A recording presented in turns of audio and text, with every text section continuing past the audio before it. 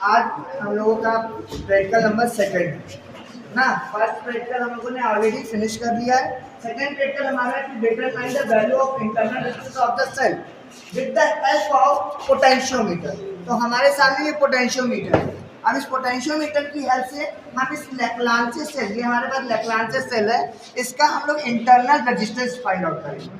Right, तो पहले circuit देख लो कैसे कनेक्शन किया गया। ये हमारे पास एक पावर सप्लाई है, एलिमिनेटर बैटरी, इसको हम ऑन कर दे रहे हैं। राइट, ऑन किया। फिर इस एलिमिनेटर बैटरी का एक साइड का आप पहले कनेक्शन सीखो। निगेटिव वाले को ये रियोस्टेट के कनेक्शन दिया हमने, रियोस्टेट से कनेक्ट किया, इसको रियोस्टेट बोलते हैं बेटा। और इसका इस वाले को हमने ये की 1 से कनेक्ट किया, की 1 को हम क्लोज कर दे रहे हैं। की 1 का दूसरा वाला एंड हम लेकर जा रहे हैं इस पोटेंशियोमीटर के सेकेंड वाले बी पॉइंट से। उसके बाद क्या करेंगे, जैसे ही एलिमिनेटर बैटरी का ये वाला कनेक्शन कंप्लीट होगा, फिर पॉजिटिव वाले टर्मिनल को, ध्यान से देखना, पॉजिटिव वाले टर्मिनल को इस पोटेंशियोमीटर के पॉइंट ए से कनेक्ट करेंगे। देन उसके बाद क्या करेंगे, ये वाला कनेक्शन कंप्लीट हुआ, उसके बाद वापस आ जाओ। अब आते हैं हम अगली बारी सेल की।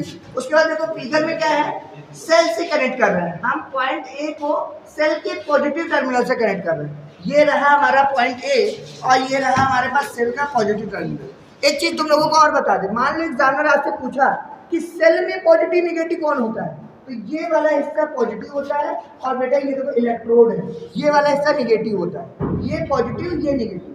तो देखो सेल के पॉजिटिव को इसके पॉजिटिव से कनेक्ट किया, ये वाला वायर देखो आप लोग। और उसके बाद ये सेल का निगेटिव है, सेल के निगेटिव को एक की से कनेक्ट करते हैं। सामने देखो सेल के निगेटिव को हमने एक की से कनेक्ट किया नीचे।